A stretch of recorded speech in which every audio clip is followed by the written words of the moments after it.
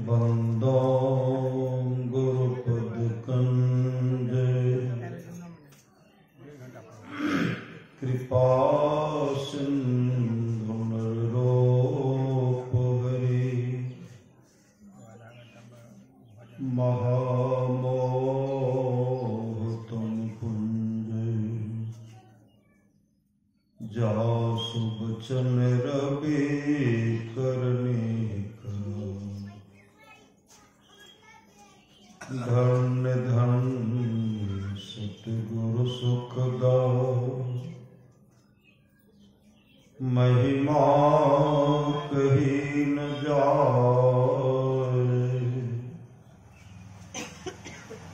जो कुछ कहो तुम्हारी कृपा मोते कछु न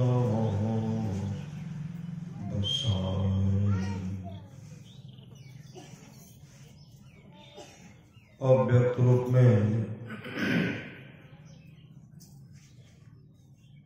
प्रातः स्मरणीय अनंत श्री विभूषिते परम पूज्यपाद सदगुरु महाराज के चरणों में कोटि कोटि नमन। विशिष्ट गुरुजन उपस्थित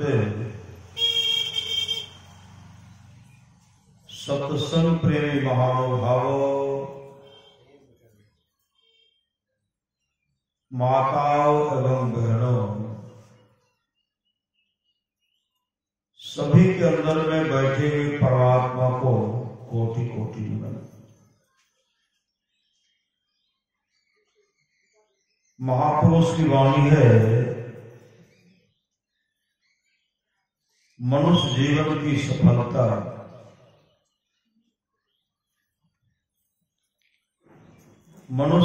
की सफलता भगवत प्राप्ति में है।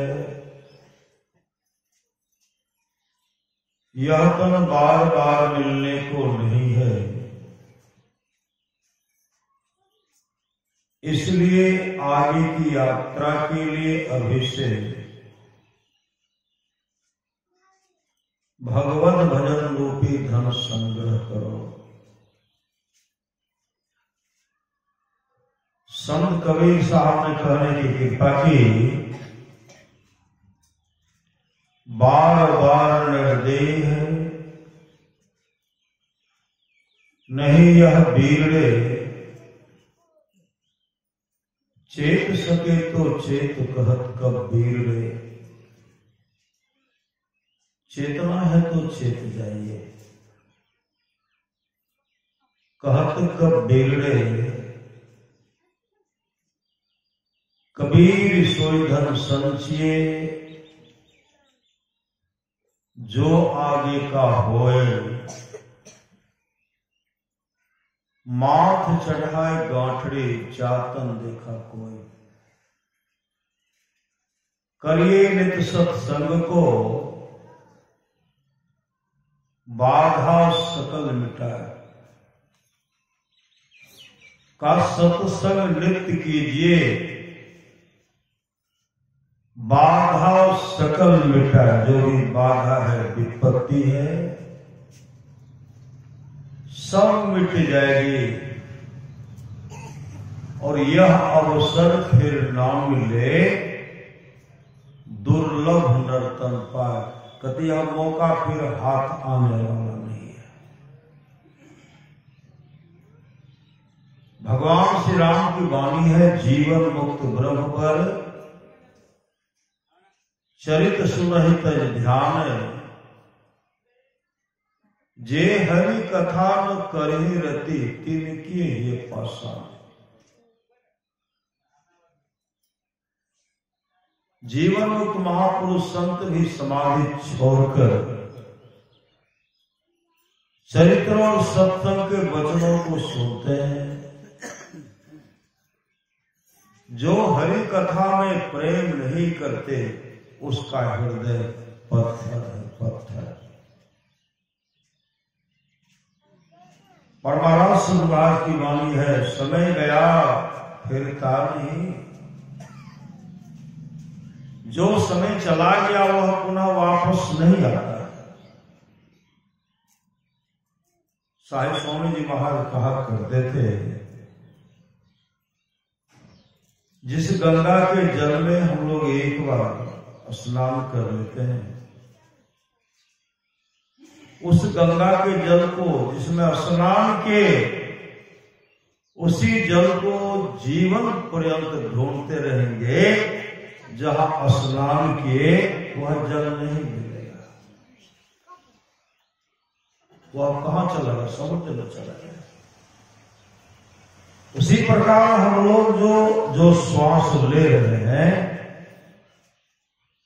जो श्वास ले रहे हैं, जो श्वास छोड़ रहे हैं, उस श्वास को जीवन पर्यंत ढूंढते रहेंगे, पुनः वापस नहीं आएगा। वह तो श्वास चला गया।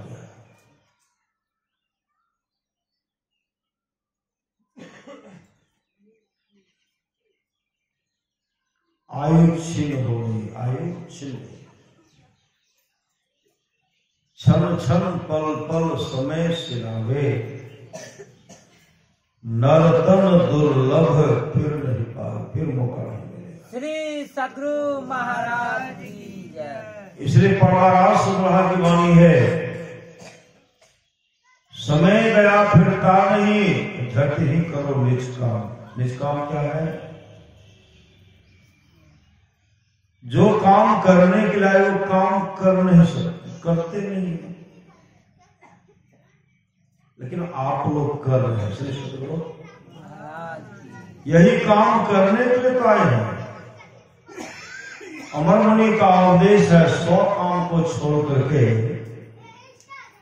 स्नान करना चाहिए, 1000 काम को छोड़ करके भोजन करना चाहिए, 1,00,000 काम को छोड़ करके सत्संग करना चाहिए, करोड़ों काम को छोड़ करके अपने जीवन के भागदौड़ को संत सद्गुरु के हवाले करना चाहिए।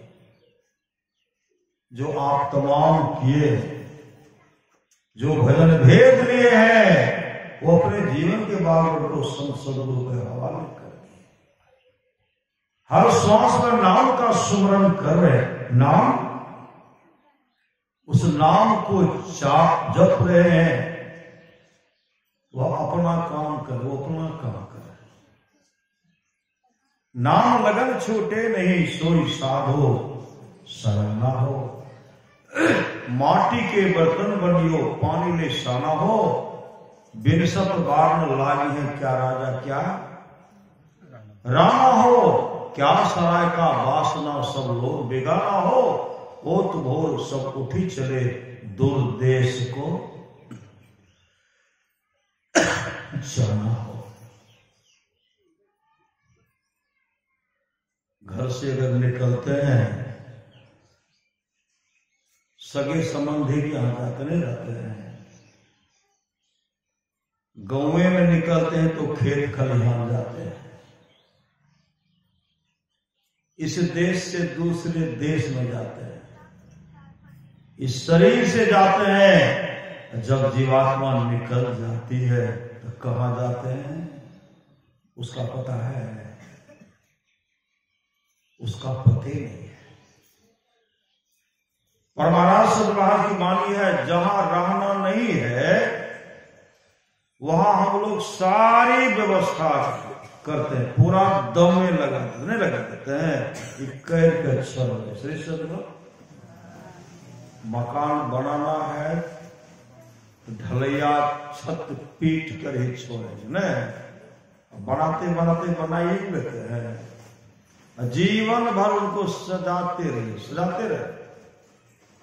जहां रहना नहीं है वहां हम लोग सारी व्यवस्था करते हैं।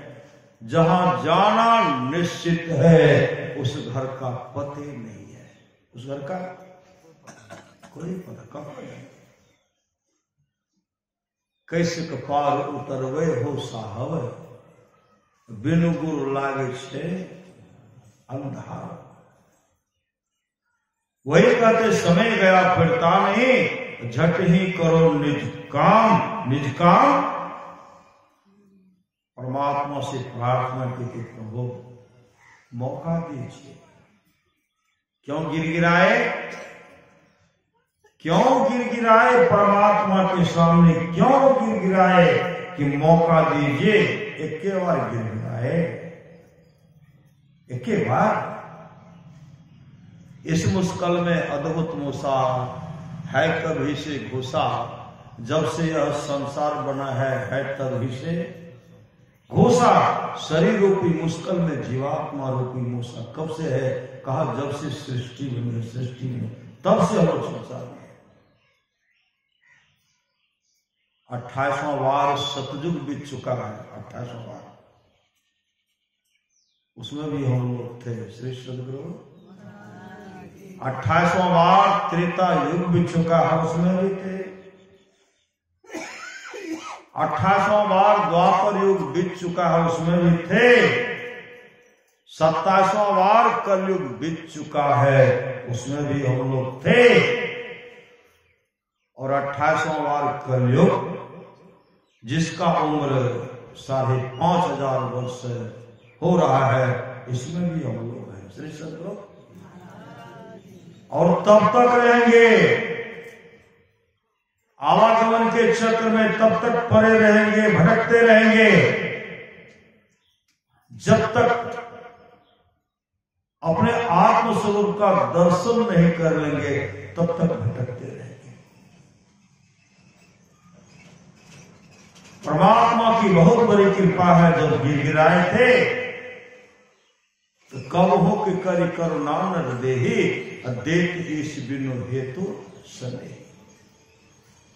और कारण स्नेह करने वाले ईश्वर जीव पर दया करके मानव का शरीर देते। मानव का शरीर, मानव का शरीर मिला है तो क्या है? हम लोगों को 2 हाथ है ना, और 2 पांव भी है, कान भी है। कान तो सबको है। श्री सदगुरु नाक भी है, मुंह भी है। 84 लाख योनि में जितने भी पशु पक्षी जानवर हैं, सिर्फ हाथ है तो मनुष्य को है। श्री सदगुरु और सबको क्या है? सिर्फ पांव है। पांव में है सबको। हाथ नहीं है। श्री सदगुरु गाय को हाथ है, बैल को हाथ, बिल्ली को, पक्षी को, लेकिन वही हाथ का काम हो रहा है। बंदर सबको देखिए, श्री सदगुरु है पांव, लेकिन हाथ का भी काम करता है। दोनों काम हो रहा है, और उसी से हो रहा, और से हो रहा है। हम लोग परमात्मा से गिड़गिड़ाए प्रार्थना के प्रभु एक बार मौका दीजिए, मौका दीजिए। आपको भजूंगा और आपके पास आऊंगा। मौका तो मिल गया, लेकिन सब यहाँ की जनसंख्या इतनी है, बहुत जनसंख्या। एक बार घोषणा हो जाए, माइक से बोल दीजिए। राजेश बाबू के दरवाजे पर जो आएंगे 1 लाख रुपया दिया जाएगा, वापस नहीं करना पड़ेगा। अभी यही मुहूर्त है। श्री सदगुरु श्री सदगुरु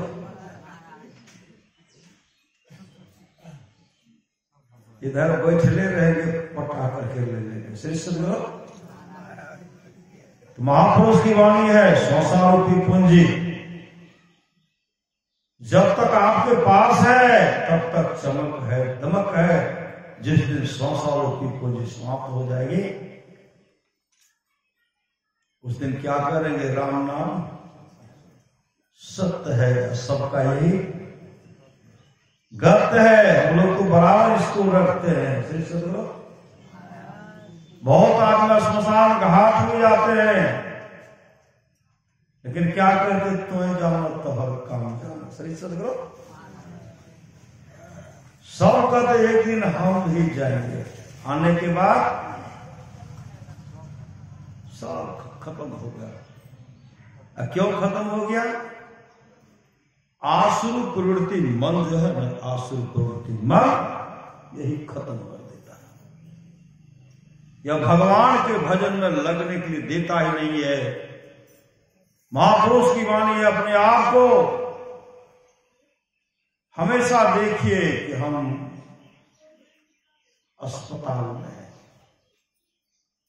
हम रोगी हैं। श्री सतगुरु रोगी को देखिए ना, रोगी को देखिए, वृद्ध को देखिए, वृद्ध को देखिए, लाश को देखिए, जलती हुई चिताओं को देखिए, राख को देखिए, राख, राख से पता चलेगा किनका राख है, राजा का है कि महाराजा का है, अमीर ज्यादा है कि नवाब ज्यादा का है कि शाहजादा का है, पता चलेगा।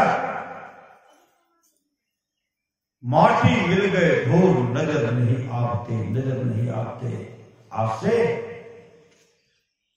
एक बार राख बना है, इस मुश्किल में अद्भुत मूसा है कभी से घुसा, जब से यह संसार बना है तभी से घुसा। शरीर रूपी मुश्किल में जीवात्मा रूपी मूसा कब से है? कहा जब से सृष्टि बनी है। महापुरुष की वाणी इतनी बार दुख से दुखित रोए, इतना बार शरीर को धारण के विपत्ति में रोए, आंसू बहाए, का उस आंसू को जमा किया जाता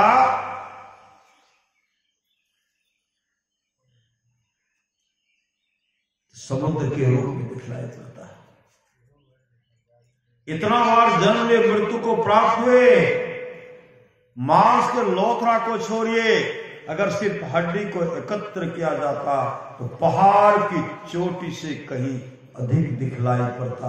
इतने दिन से हम लोग संसार में इस दुख हालत में दुख भोग रहे, दुख भोग रहे, रोते तो हैं। विपत्ति कोई मानते हैं, विपत्ति कोई दुख को पसंद नहीं करते हैं, कोई दुख को पसंद, कोई दुख चाहते ही नहीं है।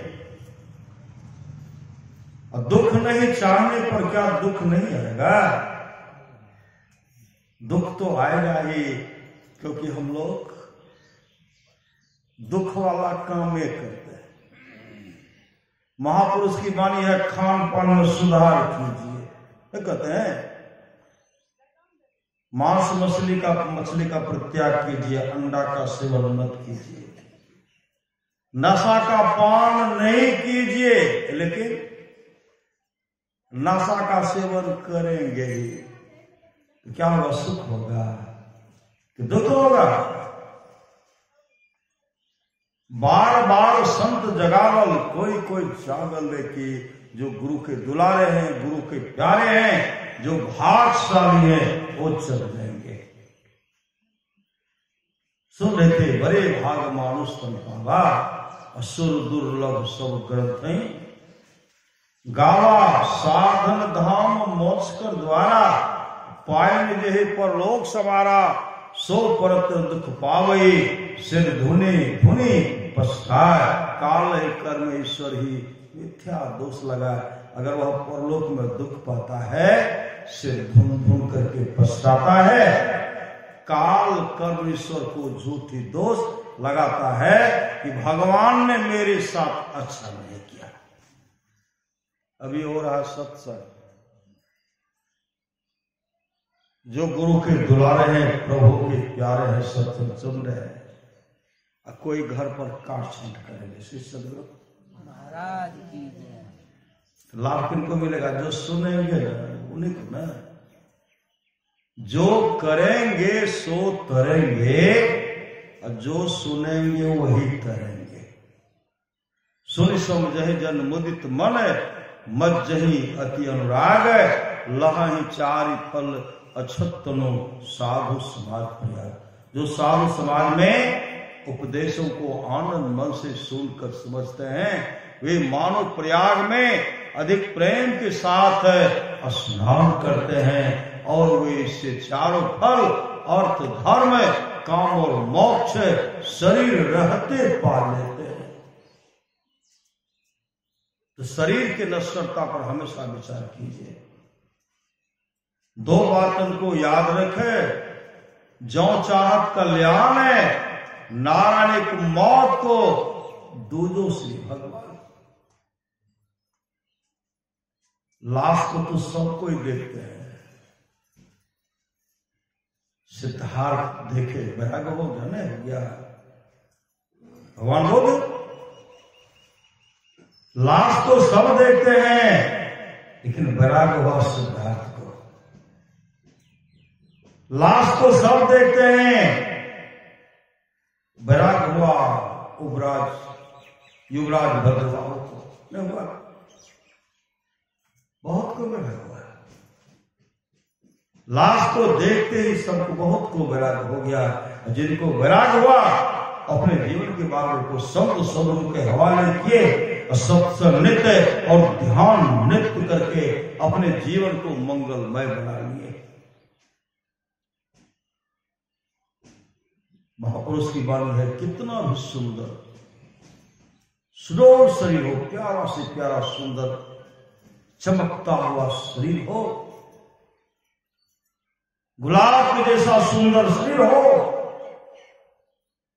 जिस दिन शरीर से जीवात्मा निकलेगी परिवार के लोग कहेंगे कि 10 दिन रखना है शरीर से, लेकिन कोई बर्फ का व्यवस्था नहीं करेंगे, वैसे रख देंगे। क्या होगा? शरीर सड़ने लगेगा, दुर्गंध होगी, दुर्गंध। शरीर के नश्वरता का पता चलेगा, तब शरीर के नश्वरता का पता चलेगा। और परिवार के तमाम लोग जितने भी हैं सब उनको घर से बाहर निकालेंगे। शरीर से है तो वही से रखते क्यों नहीं है? जो उसमें हम हैं, जो हम हैं, हम शरीर है कि आत्मा है? आत्मा है, आत्मा ईश्वर शरीर के अंदर रहने वाला शरीर आत्मा हम हैं। यह तो वस्त्र है, वस्त्र। यह वस्त्र गंदा हो सकता है श्री सदगुरु, इसको ऐसे रख दीजिए, इसको छूछा मत कीजिए। 10 दिन भी रहेगा, 1 वर्ष भी रहेगा, 100 वर्ष भी रहेगा श्री सदगुरु। वैसे रखिए 200 वर्ष तक भी रहेगा, नहीं रहेगा? रख दीजिए, रहेगा, लेकिन ये रहेगा, ये रहने वाला नहीं है। जब यह रहने वाला नहीं है, इसके साथ में जो भीतर में रह रही है, रहती आत्मा, हम तमाम को चाहिए कि शरीर से काम ले लेना। काम कैसे?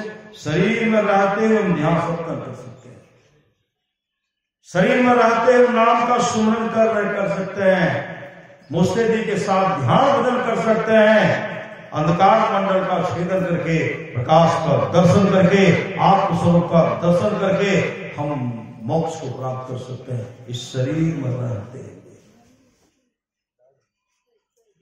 तब तो भगवान श्री राम कहे, कब हो कि करी करुणा नर देहि, देख इस बिनो हेत सने हो कारण ही स्नेह करने वाले ईश्वर जीव पर दया करके मानव का शरीर दिया। मानव का शरीर मिला तो क्या कहेंगे? बहुत आदमी को कहिए ना, क्या कहेंगे? गेहूं के गाछ में गेहूं नहीं है श्री सदगुरु, आम में आम नहीं है, लता में लता में न कटहल में कटहल है। गेहूं के बीज से गेहूं होगा, 5 साल वाला गेहूं होगा, जिसका आटा पिसाली होगा, उसका सूरा खा गया होगा, ये होने वाला नहीं। सही सदगुरु तो कहेंगे मनुष्य बनता है। बहुत बड़े चालाक सब वहां बैठे हैं, सृष्टि को सजाने वाले परमात्मा ब्रह्मा जी बैठे हुए हैं। ब्रह्मा जी मानव का शरीर है। ब्रह्मा जी थोड़ा भी कहेंगे बहुत यह मानव का शरीर प्राप्त की बहुत ऐठ करता है, मुंह दे देंगे हाथी का शिष्य, घोड़ा का देंगे, कुत्ता का देंगे। ऐसा हो रहा है? नहीं हो रहा है। 84 लाख योनि में यह मानव का शरीर है, सिरमौर क्राउन ऑफ किंग, ताज राजा का जो सौंदर्य वही है। इसलिए शरीर को सजाइए, शरीर को सजाने में ही नहीं रही, सजा करके शरीर जीवित रहे, इसे काम लीजिए। नाम सुवर्ण बाबरे तेरी सदा मदेहिया रे, यह माया को कौन की केकरे संग लागी रे, गोदरी सी उठ जाएगी चित्र चेत अभागी रे, सोने की लंका बने भय धूर की धानी रे, सोई रावण की साहिबी छिन्न माही बिलानी रे, 16 जोजन मध्य में चले छत्र की छाई रे, सोई दुर्योधन मिल गए माटी के माही रे, भव सागर में आए के कछु कियो ने नेकारे, यह जीरा अनमोल है कोरी में फेंकारे, कहे कबीर पुकार के यहाँ कोई न अपना रे, यहाँ कोई न अपना रे, यह जीरा चली जाएगी जैसे रैन का सपना रे, जिस तरह रात में स्वप्न देखते हैं उसी तरह समाप्त हो जाएगी, जगने के बाद कुछ नहीं।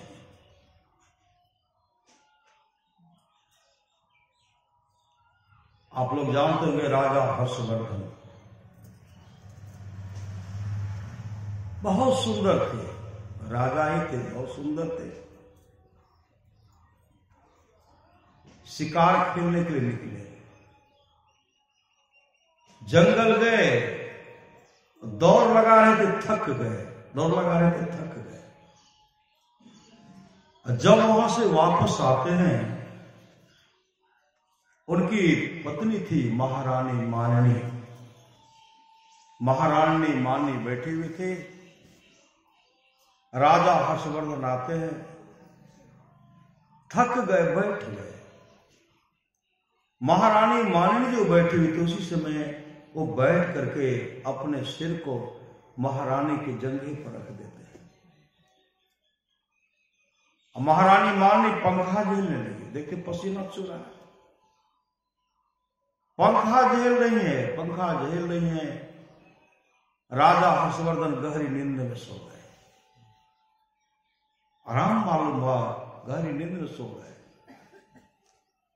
तब महारानी माननी क्या करती हैं, उनके बाल को सहलाने लगे, ऐसे बाल को सहलाते सहलाते एक उसमें पका हुआ बाल मिला, पका हुआ बाल।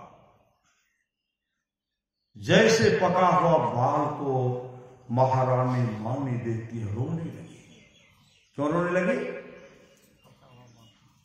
अब मेरे पतिदेव जो है धीरे धीरे वृद्ध हो जाएंगे, वृद्धावस्था को प्राप्त करेंगे, लेकिन है इक्के बाल पका हुआ। अब धारा प्रवाह आंसू आ रही है, आंसू बाहर फपक रही है, फपक रही है, आंसू आंख से गिर रहा है राजा हर्षवर्धन के गाल पर। जैसे आंसू गिरा अंदर गया, अंदर गया तो भीतर लगा पानी है, ठंडा जैसा लगा। उसी समय राजा हर्षवर्धन आंख खोलते हैं तो क्या देखते हैं, महारानी माननी के आंख आंसू। जैसे आंसू को देखते हैं उसी समय तलवार उठा लिया, तलवार उठा करके कहते महारानी आपको किसने कष्ट पहुंचाया बताइए तो, आपको किसने कष्ट पहुंचाया बताइए, उसका सर धड़ से अलग कर दूंगा। उसी समय महारानी माननी हाथ जोड़ करके कहेंगी, स्वामी कोई मुझे कष्ट नहीं पहुंचाया, किसी ने मुझे कष्ट नहीं पहुंचाया। राजा हर्षवर्धन कहते तो आपके आंख में आंसू? कहा महाराज आपके बाल को मैं सहला रही थी और एक पका हुआ बाल मिल गया, मुझे विश्वास होगा कि आप धीरे धीरे आपके सारे बाल पक जाएंगे, आप वृद्धावस्था को प्राप्त हो जाएंगे। इसलिए मैं रो पड़ी, इसलिए मैं रो पड़ी। फिर महारानी माननी कर ली, महाराज चिंता की बात है, मैं भगवान ब्रह्मा का तपस्या करने के लिए जा रही हूं। भगवान ब्रह्मा का वो तपस्या करने लगे।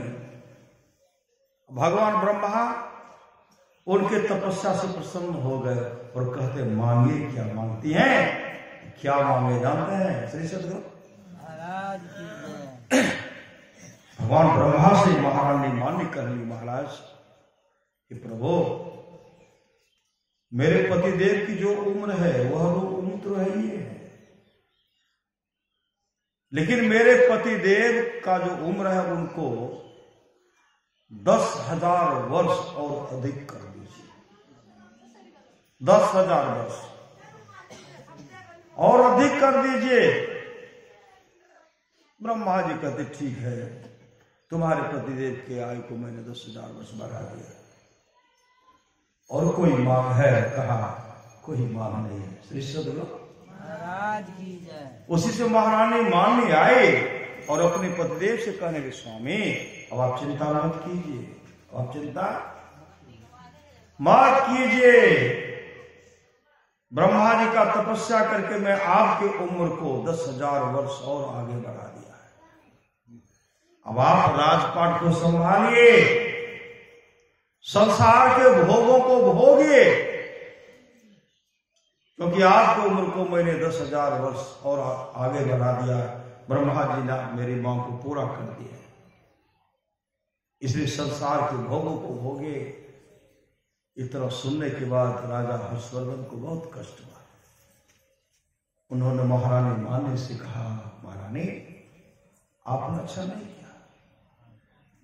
राजपाट को चलाने के लिए, संसार के भोगों को भोगने के लिए आपने ब्रह्मा जी से जो 10,000 वर्ष मांग के हैं आप अच्छा नहीं किए। हमारी मृत्यु होगी 10,000 वर्ष के बाद ही क्यों नहीं, लेकिन होगी तो। इसलिए महारानी इस राजपाट वैभव को धिक्कार है, धिक्कार है। उसी से में राजा हर्षवर्धन अपने जीवन के बागडोर को सामर्थ्यवान सदगुरु के हवाले करते हैं। भजन भेद लेकर के मुस्तैदी के साथ सत्संग नृत्य और ध्यान नृत्य के आत्मस्वरूप का दर्शन करके मोक्ष को प्राप्त करें, मोक्ष को। बाल तो बहुत का पकते हैं न श्री सद्गुरु महाराज की जय। अच्छे तिथे कौन है श्री सद्गुरु महाराज चित्ते कौन है? बाल पका हुआ तुमको फिर रंग कर देने कर देता है श्री सद्गुरु महाराज। लेकिन जो करने के लिए आए वो कब कीजिएगा श्री सद्गुरु। जिस काम को करने के लिए आए कद में नर्तन मिला उसको तो विसरा गया। शोध का जिक्र क्या मूलधन भी खो गया। धर्म की डिग्री हुई कालपुर की आएगी। जिंदगी अधम तेरी नीलाम कर ली जाएगी। उस समय के लिए भगवान श्री राम कहते सो परत दुख पावई असिर धुनि धुनि पछताए। काल कर्मेश्वर जी मिथ्या दोष लगाया। भगवान ने मेरे साथ अच्छा नहीं किया श्री सद्गुरु महाराज की जय। भगवान तो इतना बड़ा दयालु है, कृपालु है, और कारण कोई कारण नहीं दया करके मानव का शरीर दिया है। हम लोग इधरे समय को व्यतीत कर रहे हैं श्री सद्गुरु। इसलिए परमारास राज कहते हैं समय गया फिरता नहीं, झट ही करो निज काम। हर्षवर्धन मोक्ष को प्राप्त की मोक्ष। आप लोग जानते हैं युवराज भद्रवाह बहुत सुंदर थे। अपने सुंदरता पर दर्प घमंड करते थे, अहंकार करते थे। युवराज भद्रवाहु का जब जन्म हुआ था, विद्वान ज्योतिषाचार्य को बुलाए। जब उनके जन्म कुंडली को निकालने लगे, राजा हर्षवर्धन के पिताजी से ज्योतिषाचार्य कहते हैं, महाराज यह तो जब वृद्ध को देखेगा ना, वृद्ध को, इसके मन में प्रश्न खड़ा हो जाएगा। रोगी को देखेगा, मन में प्रश्न खड़ा हो जाएगा। मुरझाए हुए फूल को देखेंगे, इनके मन में प्रश्न खड़ा हो जाएगा। लाश को देखेंगे, मन में प्रश्न खड़ा हो जाएगा। जलती हुई चिताओं को देखेंगे, इनके मन में प्रश्न खड़ा हो जाएगा। महाराज ये लगता है साधु बनेंगे। ये साधु जैसे देखेंगे ये साधु बन जाएंगे। अगर इन तमाम का दर्शन इनको नहीं हुआ तो राजा बनेंगे, सम्राट बनेंगे। राजा साहब कहते हैं कोई व्यवस्था कीजिए जिससे कि यह कभी वृद्ध को देखे नहीं, लाश को देखे नहीं। ज्योतिषाचार्य कहते हैं व्यवस्था तो आपको करना पड़ेगा, हम क्या करेंगे। फुलवारी में एक भी मुरझाया फूल ले, राजमहल से इनको निकलने के लिए दीजिए। जिस तरह भगवान बुद्ध के लिए, सिद्धार्थ के लिए तमाम सुंदरियों का व्यवस्था किया गया था, उसी तरह इनका व्यवस्था के लिए सुंदरियों का व्यवस्था किया गया। कभी किसी को देखे तक नहीं। श्री सदगुरु एक फूल कहीं को बुलाता था, निकाल देते थे। जो आए हैं, जो परमात्मा के बुलारे हैं, परमात्मा के प्यारे हैं, कभी संसार के झंझटों में नहीं हो सकते। जैसे सामर्थ्यवान सदगुरु श्री सदगुरु परीक्षा देते देते निकल गए। दे धरे कर यह फल भाई, भजे राम सब काम निकल गए ना। उसी समय युवराज भद्रवाहु निकलते हैं, साथ मंत्री पुत्र सुकेश, मंत्री पुत्र सुकेश उसके साथ जैसे आगे गए, वृद्ध तो नहीं मिला। श्री सदगुरु महाराज वृद्ध नहीं मिला, लेकिन एक जगह सब वृद्ध मिल गया। आगे बढ़ते तो श्मशान घाट, वहां देखते हैं सब वृद्ध हैं, बहुत वृद्ध हैं। श्री सदगुरु महाराज सब के शरीर पर से वस्त्र जलाने के जाते, गंजी भी नहीं पहनते, कुर्ता भी नहीं पहनते। पहले अब तो पहनते हैं। श्री सदगुरु महाराज पहले क्या सबको उतार लेते थे ना, छुआछूत हुआ। अब तो कोई बात नहीं, तरह तरह का सुंदर कपड़ा पहने चले गए, फिर आए, कोई गम नहीं। श्री सदगुरु महाराज की जय। उसमें बहुत वृद्ध थे, सब वृद्ध चारों तरफ से घेरे हुए थे, आग की ज्वाला धधक रहे थे। जैसे युवराज भद्रवाहु वहां पहुंचते हैं, कहते हैं सुकेश यहां क्या हो रहा है। कहा युवराज यहां आदमी मर गया, उसको जला रहा है। आदमी मरता भी है। कहा होते होते चिता जो जल रही थी वहां चले। कहा ये सब कौन है। कहा ये सब मनुष्य है। कहा मनुष्य ऐसा होता है। वृद्ध सब थे, बहुत को दांत नहीं थे, बहुत को झुर्रियां पड़ गए थे शरीर में। ये सब मनुष्य है। कहा ऐ जो जला रहे हैं, कहा मनुष्य मर गया उसको जला रहे हैं। तब क्या कहते हैं कुरूप शरीर होगा, कुरूप शरीर होगा, इसलिए उसको जला करके राख कर। अगर सुंदर शरीर रहता न, उसको रखा जाता है। युवराज भद्रवाहु कहते हैं कुरूप शरीर है, इसलिए शरीर को जला करके राख कर रहे हैं। अगर सुंदर शरीर रहता, इस शरीर को रखा जाता।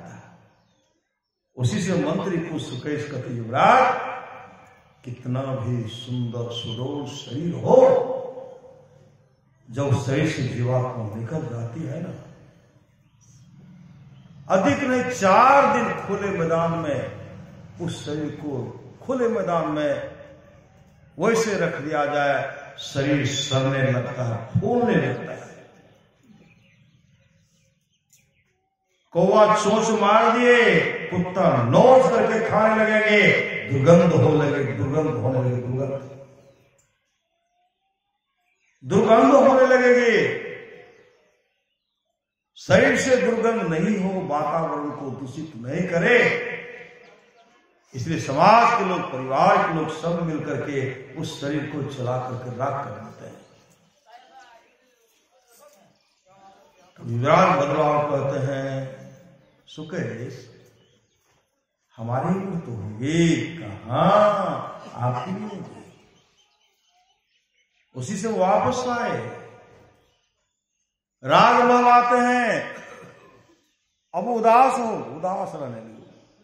भोजन का व्यवस्था ला करके भोजन कर देते हैं, कहते तबियत नहीं है ठीक, भोजन नहीं करेगा। श्री सदगुरु महाराज एक दिन नहीं खाएंगे, तो कई दिन तक नहीं खाए। राजा साहब के मन में भाव लगता है, मेरे पुत्रों को किसी की नजर लग गई, आंखें लग गई है। तांत्रिक को भी बुलाते हैं, श्री सदगुरु महाराज की जय। वैद्य को भी, डॉक्टर को बुला करके उनका इलाज कराया गया। इलाज करने के बाद डॉक्टर को पता ही नहीं चला कि यह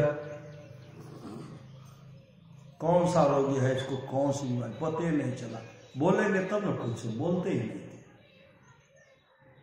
डॉक्टर साहब पूछते पूछते थक गए, लेकिन कुछ बोले नहीं। तांत्रिक भी पूछते पूछते थक गए, कुछ बोले नहीं। डॉक्टर ढेर सारा दवा दे दिए, रोग है कुछ, पिएंगे तो कुछ होगा। श्री सदगुरु महाराज की जय। अब तमाम व्यवस्था करने के बाद भी जब वो धीरे धीरे काफी कमजोर हो गए, तब राजा साहब राजगुरु को बुलाते। राजगुरु जैसे राजगुरु आए तो उनको समझाने लगे, कहते हैं युवराज अब तो सम्राट तुम ही बनोगे, राजा तुम ही बनोगे, प्रजा का भरण पोषण तुम ही को करना है। इस तरह जब रहोगे तो विशाल राजपाट कैसे चलेगा?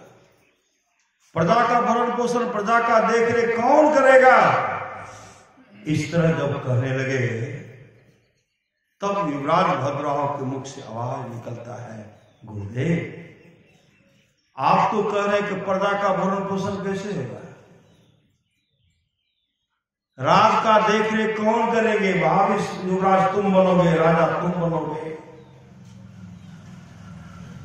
प्रजा का भरण पोषण कैसे होगा? आप तो यह कह रहे हैं,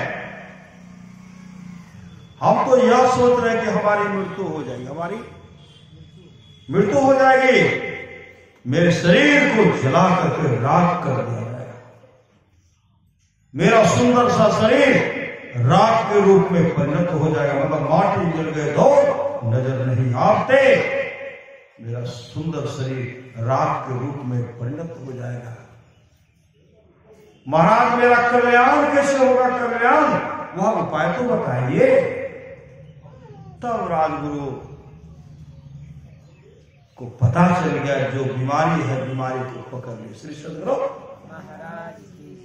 उसी समय राजगुरु पहुंचे, संत सदगुरु को बुला करके उनको भजन भेद दिलाए, दीक्षित करवाए, भजन भेद दिलाए। भजन भेद लेने के बाद मुस्तैदी के साथ ध्यान भजन किए, आत्मस्वरूप का दर्शन करके मोक्ष को प्राप्त की। मोक्ष भगवान श्री राम कहते हैं, सो परत्र दुख पावे, सिर धुनि धुनि पछताए, काले कर्मेश्वरी मिथ्या दोष लगाए। साधन धाम मोक्ष कर द्वारा पाए निधि परलोक सवारा, यह शरीर जो साधनों का धाम, साधनों का घर है और मोक्ष का द्वार है, इस शरीर के भीतर में कहा है श्री सदगुरु महाराज संत मत के प्रत्येक जो दीक्षित है सब जानते हैं मोक्ष का द्वार कहाँ है। श्री सदगुरु महाराज की जय। बाल का आदि उत्तर का अंत, पढ़े पंडित बुझे सब। एक रामायणाचार्य खूब गप झाड़ रहे थे, संत मत के एक सत्संगी पहुंच गए, कहते हैं ऊपर रहे थे साधन धाम मोक्ष कर द्वारा, पाई ने जही परलोक समारा। संत मत के सत्संगी उठ के खड़े हो गए, कहते महाराज जी साधन धाम मोक्ष कर द्वारा जो है, तो साधन का धाम इस शरीर में कहाँ है, मोक्ष का द्वार कहाँ है? का मोक्ष का द्वार कहाँ होगा? इसी शरीर में। तो कहाँ है?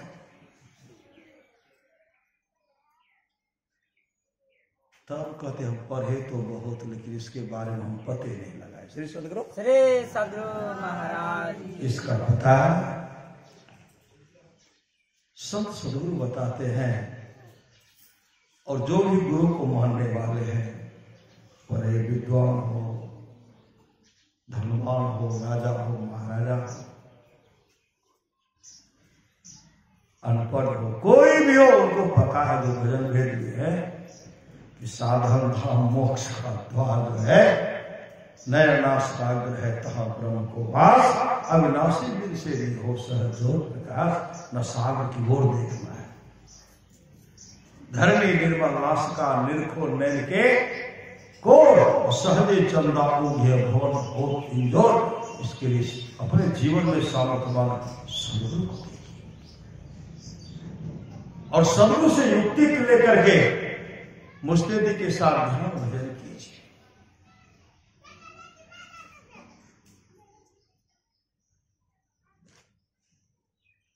आंसू तो गोपी चंद के शरीर पर भी पड़ा था, नहीं पड़ा था? बाल्टी का बाल्टी मग का मग जल ले रहे हैं,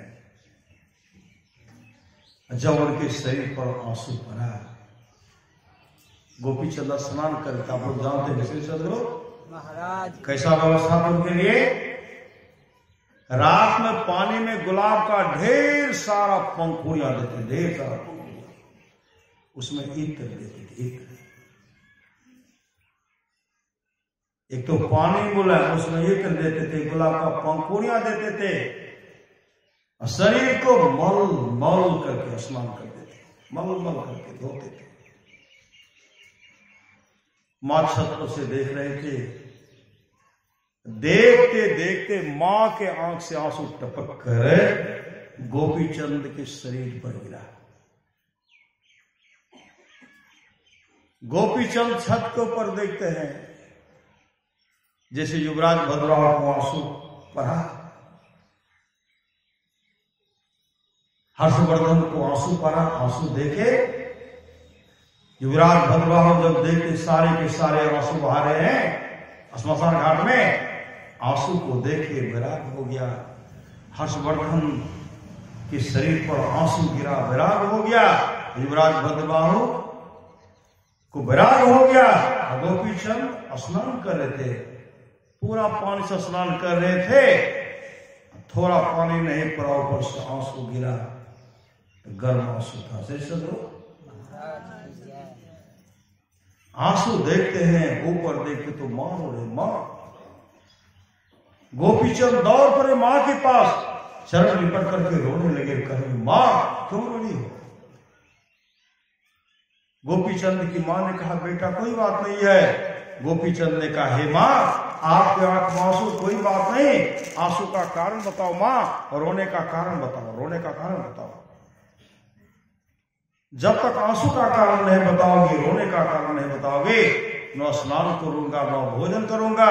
पुत्र हट के सामने मां लाचार हो गए, और मां कहली बेटा जितना सुंदर तुम हो तुमसे विशेष सुंदर तुम्हारे पिताजी थे, आज वो संसार में नहीं है, तुम भी नहीं रहोगे मेरे लाल, इसलिए मैं रो पड़ी। गोपीचंद ने कहा, मां, इस शरीर को सार्थक करने के लिए कोई उपाय है? गोपीचंद की मां अमृत कलश भरी उपदेश अपने पुत्र गोपीचंद को सुनाने लगी। गुरु भी तुम्हें पुकार रहे हैं, कर लो नाम अमृत का पान, जन्म मरण से छुट्टी पाकर कर लो अपना चिर कल्याण। यह कंचन सी काया लेकर तू कब तक जी पाओगे? जैसे सब मरते हैं जग में, वैसे ही मर जाओगे। मरने से पहले सदगुरु से सदयुक्ति प्राप्त कर लो अगर, तब तुम गोपीचंद सरीखे बन जाओगे अजर। श्री सद्गुरु महाराज की। और गोपीचंद मां को प्रणाम करके गुरु गोरखनाथ के पास गए और उसे युक्ति लेकर के, नाम दान लेकर के मुस्तैदी के साथ ध्यान भजन किए। गोपीचंद मोक्ष को प्राप्त किए।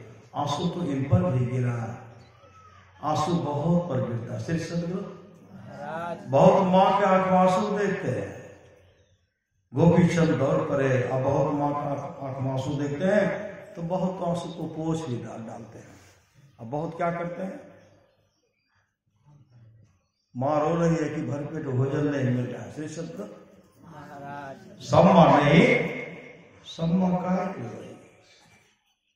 दुष्कर्मी पुत्र के चलते, कुकर्मी पुत्र के चलते मां के आंख में आंसू आता है, जो मां को भरपेट भोजन नहीं देते हैं। अशुभ कर्मी माता पिता का सेवा नहीं करते। देखिए कैसा सेवा है। श्री सदगुरु मां का शरीर नहीं है, लेकिन सुपुत्र को पूर्ण विश्वास है, पतोह को पूर्ण विश्वास है, समाज के लोगों के परिवार के लोगों को पूर्ण विश्वास है। मां का शरीर तो नहीं है, लेकिन मां का शरीर ही आत्मा अजर है, अमर है, मां है। मां शब्द का कभी विनाश नाश नहीं कमा। मां है, कौन?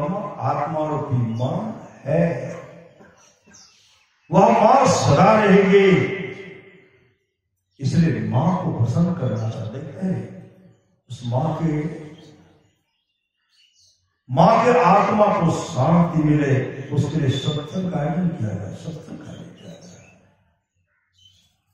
कहते पापी से भी पापी अगर हो, जिसके पुण्य तिथि के अवसर पर सत्संग होता, पापी ही क्यों नहीं हो, जब उनके प्रथम पुण्य तिथि के अवसर पर सत्संग होता है, उनके पूर्ण तिथि के अवसर पर सत्संग होता है, उसी समय वह जो प्राणी नरक से निकल करके स्वर्ग लोक को चले जाते हैं। ये सत्संग का फल है।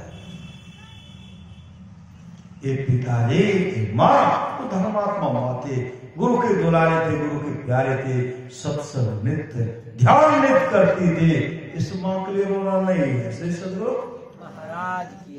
भक्त मरे क्या रोइए, भक्त मरे क्या रोइए, और तो अपने घर जाए। किस घर? जिस घर से आए। हम लोग कहां से आए? हम लोग परमात्मा के धाम से आए हैं। हम लोग सचखंड से आए, सचखंड से। भक्त मरे क्या रोइए, वो तो अपने घर जाए। रोइए साकट वापरो, जो हाटो हाट विकार का सकटहवा के लिए रोइए, जो हटिया में कटाई होगा, टुकड़ा टुकड़ा में बेचा जाएगा, उसके लिए रोइए। 100% दुख पावे, सिर धुनी धुनी पछताए। काल परमेश्वर ही मिथ्या दोष लगाए। वह परलोक में दुख पाता है, सिर धूम धूम करके पछताता है। काल परमेश्वर को झूठी दोष लगाता है। भगवान ने मेरे साथ अच्छा नहीं किया।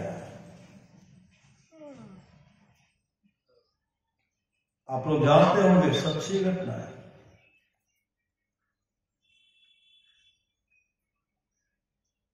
एक वृद्ध पिता थे, वृद्ध पिता। उनके पुत्र क्या करते थे, उनको खाने के क्या देते, मिट्टी का बर्तन में देते थे। श्री सदगुरु महाराज की मिट्टी का बर्तन में देते थे। और प्रत्येक दिन मिट्टी का बर्तन उठाना नहीं पड़े, के जगह रहेगा श्री सदगुरु बगल में जमा कर देते। जो पिता सजाए, जो महल को संभालाए, जमीन को सजाए, हर चीज बनाए, और उस पिता जी को मिट्टी का बर्तन में, मिट्टी के बर्तन में कितना हटेगा श्री सदगुरु, थोड़ा देते थे खाने के लिए। भोजन का अभाव में अपने प्राण को त्याग दिए। कई वर्षों से इस तरह का काम चल रहा था, मिट्टी के बर्तन, क्यों? तो पिताजी खांसते रहते थे, खांसते थे, टीवी की बीमारी थी, खांस रहे थे, इसलिए मिट्टी का बर्तन का व्यवस्था किया गया था। जब पिताजी संसार से चलो से, उनके पिता पुत्र सब क्या करते पतों से, किसी को बुला करके सब बर्तन उठा करके फेंकवा दिए, फेंकवाए, क्योंकि मिट्टी का बर्तन रखना नहीं है। एक उनका पुत्र था जो 11 वर्ष का था, वो रोने लगा। दादाजी की मृत्यु हुई थी, रोए नहीं। मिट्टी का बर्तन जब उठा करके फेंक दिए तो रोने लगे, क्योंकि माता पिता कहते तू रो क्यों रहा है, बताओ क्यों रो रहा है? दादाजी की मृत्यु उस समय तुम रोया नहीं, अभी रो रहा है, क्यों रो रहा है? वो लड़का कहते पिताजी आप तो नौकरी करते हैं ना, आप नौकरी करते हैं तो दादाजी के लिए नया नया बर्तन का मिट्टी का व्यवस्था करके प्रत्येक दिन खिलाए। आप दोनों वृद्ध होंगे, अगर मेरे पास रुपया नहीं होगा तो हम कहां से मिट्टी का बर्तन खरीदेंगे? इसी रुराई हो रही है, हमको बर्तन ला दीजिए। तो हमको देगा कहां? मां कहती हमको दे कहां? दादाजी के साथ कैसा व्यवहार किया हमें देखे।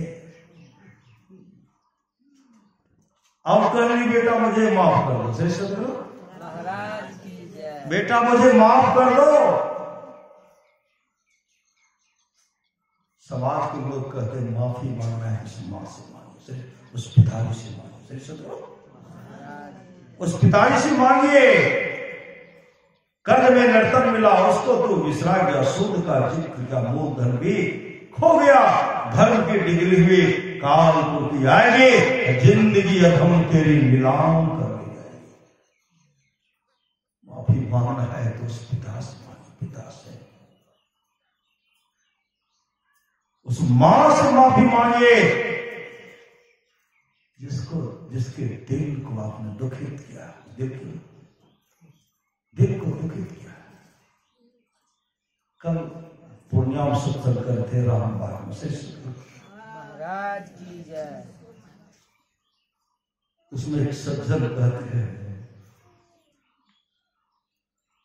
हमारा पास एक एले सेवानिवृत्त शिक्षक है,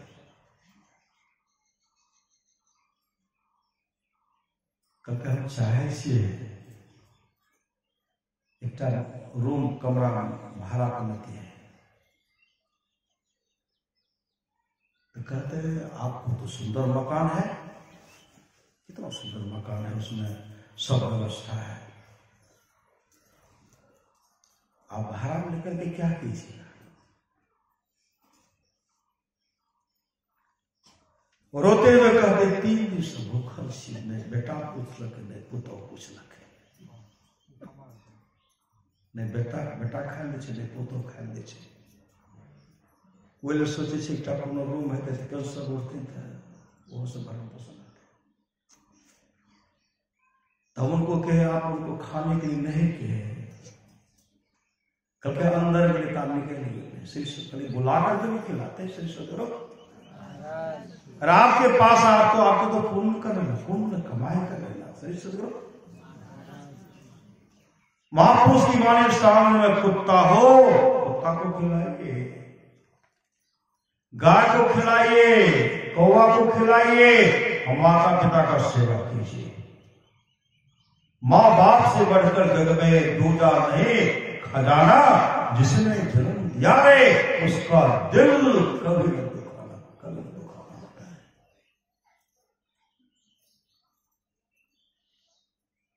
गुरु रूठे हरि ठौर है, हरि रूठे गुरु ठौर है, गुरु रूठे नहीं ठौर। मतलब माता पिता ऐसे देवता है जो बिना मांगे सब कुछ पुत्र देता है। किसी को देंगे श्री सदगुरु, किसी को देंगे। इसलिए अपने आप को बनाइए, मतलब आने वाले समय में आपको लोग उस निगाह से देखे, आपका सारा समाज में सम्मान होता रहे, और आपके देखने के बाद उनका मन प्रफुल्लित हो जाए। आप ये अपन बाबू जी की बहुत सेवा करके, अपन माँ की बहुत सेवा करके, अपन दादाजी की बहुत सेवा करके, अगर इस तरह का श्रद्धा के साथ उनके आंख से आंसू बह गया तो पुनः आंसू का फल लाभ आपको मिलेगा। दुआ लेना है तो यहां न लीजिए श्री सदगुरु। कबू की दीन दयाल की भनक पड़ेगी कान। भगवान राम वशिष्ठ का संवाद है, जो वाणी विचार के द्वारा अपने पिताजी को प्रसन्न कर लेते हैं, पिताजी अगर खुश हो गए तो ब्रह्मा विष्णु महेश खुश हो जाते हैं। ब्रह्मा जी खुश होंगे तो क्या होगा? सुंदर शरीर देंगे। ब्रह्मा जी सुंदर शरीर देंगे, भगवान विष्णु भरण पोषण करेंगे, अब भगवान से श्रृंगार भी करेंगे, शांति भी देंगे। भगवान से तो योगी है, साधु है श्री सदगुरु।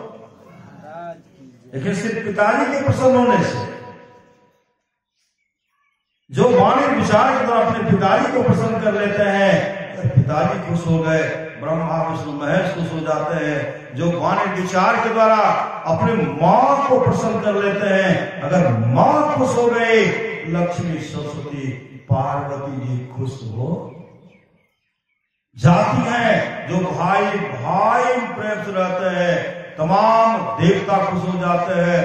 जो गोतनी गोतनी में प्रेम से रह रही है, तमाम देवियां खुश हो जाती हैं। जो गुरु को प्रसन्न कर लेते हैं, विश्व ब्रह्मांड में जितने ऋषि मुनि हैं सब खुश हो जाते हैं। कहीं जाने की आवश्यकता नहीं है। भाई भगवान श्री राम कहते हैं, कर्णधार सदगुरु दृढ़ नावा, दुर्लभ साल सुलभ करी पावा। जो न तरे भव सागर नर समाज पार, सोकृत निंदक मंद मति आत्म हन गति। जाय जौ पर लोग यहाँ सुख चाहो, सुनि मम बचन हृदय दृढ़ गहो। सुलभ सुखद मार्ग भाई, भगत मोर पुराण श्रुति गाई। भगत सुतंत्र सकल सुख खाने, बिनु सत्संग न पावे प्राणी। इसलिए सत्संग नित्य कीजिए, ध्यान कीजिए, लोक परलोक मंगल में होगा। बगल में गांव है श्री सदगुरु, श्री सदगुरु महाराज की जय। बहुत सुंदर मकान बनाया।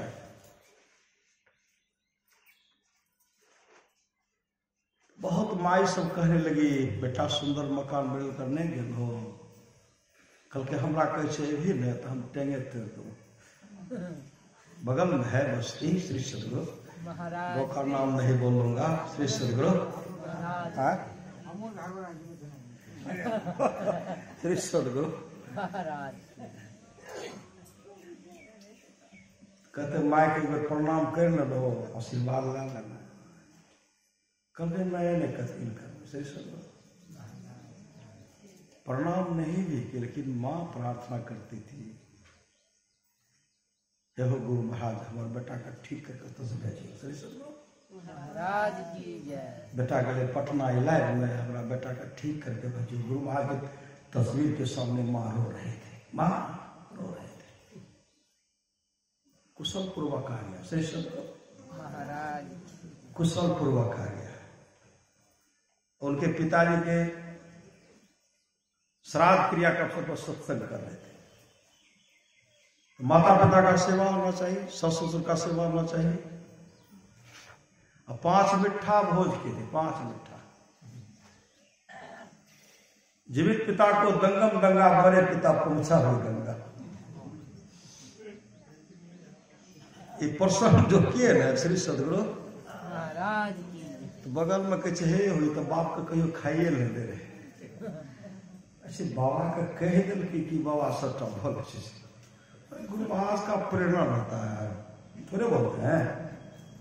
कल के बाबा बाप को कहियो खा ले दे रहे। दूध चुपके चार अपने 2-4 गिलास ढाई रहे थे, बाप को कहियो खा ले दे। कहे देखो 5 मिठा खाए महाराज की जय। ठोकर लगा जब शरीर अस्वस्थ हुआ, सुंदर शरीर था। समय की एक ठोकर ही बदल देती है जीवन को। सुंदर शरीर जब अस्वस्थ हो गया, जब बीमारी से हम थक गए, पटना गए। मां प्रार्थना करे गुरुदेव के सामने, हे हो गुरु महाराज हमारा बेटा का स्वस्थ है। जब होते से तो स्वस्थ है।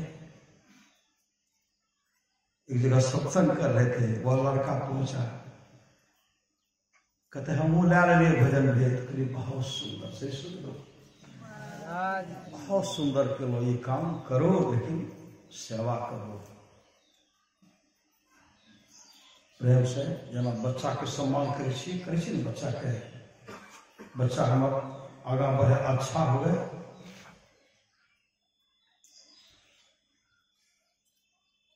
पति से प्रेम श्रद्धा से रहे छी, ओकर कोई कमी का पूरा नहीं हो रहा। कभी वही ना माँ के कोनो चीज के कमी नहीं होना। सही सदगुरु कहते भैया लग रहे छी, हमरा लग माय नहीं आवे छी। सही सदगुरु माँ का मनावो। सही सदगुरु महाराज की जय। माय से बढ़ के दूजा प्यार नहीं छे। अब भागलू मानव जकरा माय नहीं छे, माय के दूध से बढ़ के कोई मिठाई नहीं छे। कोनो मिठाई, काजू किशमिश रस कदम कच्चा पकड़ों से मिठाई। श्री सदगुरु भगवान श्री कृष्ण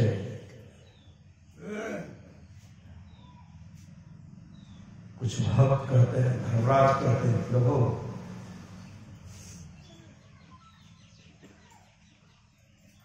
आपने पुतना को वह स्थान दिया। श्री सदगुरु पुतना तो राक्षस ने थे, आप उसको वैसा स्थान दिए जो मां यशोदा को दिए। श्री सदगुरु तो भगवान कृष्ण कहते मां यशोदा हमको हृदय से लगा देती थी। अब पुतना में तो समर्पण भाव था। श्री सदगुरु पुतना अपना दूध भी पिलाया, पुतना अपना खून भी पिलाया। श्री सदगुरु अब पुतना के आत्मा को भी मैं पी गया। श्री सदगुरु कि समर्पण भाव से मुझे हृदय से लगाए थे, इसलिए मैंने जो स्थान मां यशोदा को दिया वही पुतना को भी दिया। श्री सदगुरु समर्पण पापी से भी पापी। अगर जो मारने के ख्याल से थे अपना तो नहीं पुनाए थे न, मारने के ख्याल से जहर पिलाएंगे पिएंगे मर जाएंगे। जहर को पी लिए, दूध पी लिए, खून पी लिए, उसके आत्मा को भी पी गए छटपट कर। श्री सदगुरु भगवान कृष्ण कहते नहीं, अब आपको हम छोड़ नहीं सकते। क्यों आपने मुझे हृदय से लगाया। श्री सदगुरु हृदय से लगे, किनके हृदय से लगे? सब सदगुरु को हृदय से लगे।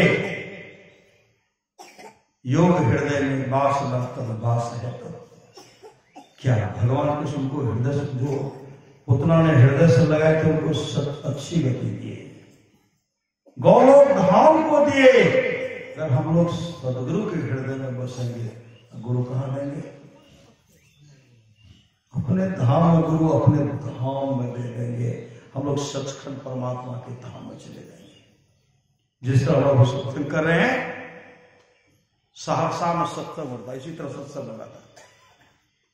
अब बाबा जो थे, बाबा जम मार्ग का वर्णन करते। जम मार्ग, जम का रास्ता कैसा है? जम के मार्ग में गरुड़ पुराण का ये बड़ा कष्टमय रास्ता है, बड़ा कष्टमय। कहते पापी को बहुत कष्ट दिया जाता है। 100 योजन तक कांटे हैं तो कांटे पर घसीट करके ले जा रहे हैं।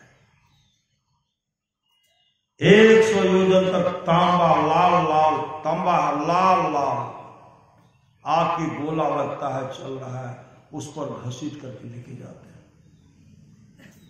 बाली पर घसीट करके लेके जाते हैं। जम बहुत कष्ट देते हैं, जम बहुत पिटाई करते हैं। सावधान हो जाइए, बहुत कष्ट होगा। बाबा बोल रहे थे सहरसा में एक माई थी। माई आरती होने के बाद माई निकल करके गुरु महाराज को प्रणाम करके अब बैठ करके रो ही गए।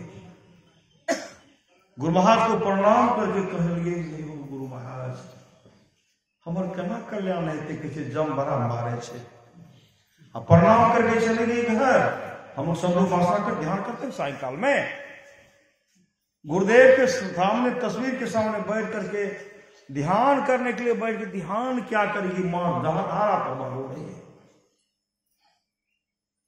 हे वो गुरु महाराज हमर बेड़ा पार केना हेते, बिलक बिलक करके जो रो रही थी, हृदय से। गुरुदेव आप प्रकट हो गए और कहते, बूढ़ी माई क्यों रो रही हो? बूढ़ी माई कहने लगी, हे हो गुरु महाराज गलिए सत्संग में बाबा कहे जम बड़ा मारे से हमार कल्याण करना हेते। उस समय गुरुदेव कहते हैं, बूढ़ी माई क्यों रो रही हो? अरे जब तो उनको ले जाएंगे जो गुरु के अपने जीवन के बाद उनको सदगुरु के हवाले लेके उसको ले जाएंगे, तुम कहा चिंता करते हैं?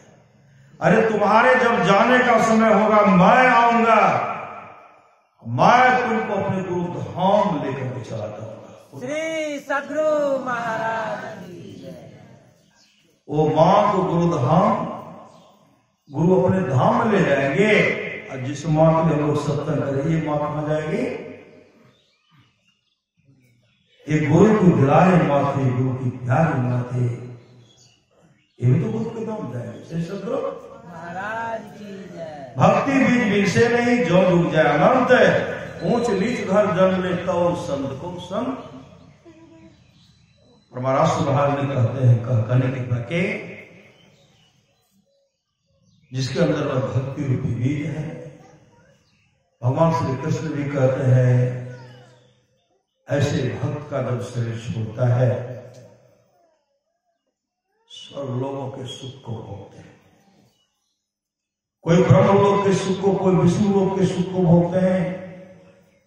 आदि लोगों को सुख को भोगने के बाद वो जब तक मोक्ष का अधिकारी नहीं होते हैं, पूरा श्रीमान के कुल में जन्म लेते हैं, फिर वहां से उनका भक्ति प्रारंभ होता है, फिर अच्छे से अच्छे लोगों की प्राप्ति होती है। और जिस दिन अपने आत्म स्वरूप का दर्शन कर लेते हैं, तो परमात्मा के धाम सत्संग को चले जाते हैं।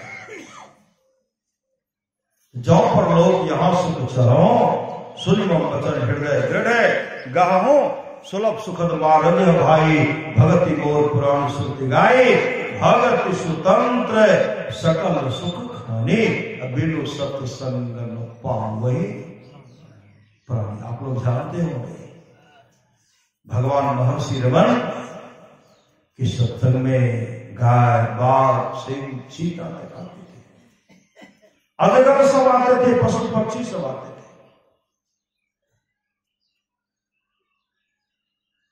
उनके शिष्यगण कहते हैं भगवान, कहते हैं सत्संग में भगवान आते हैं तो भगवान को बुलाइए, भगवान का दर्शन कराइए। भगवान महर्षि रमण कहते सत्संग का आयोजन करो और सत्संग के आयोजन में भंडारा का व्यवस्था करो।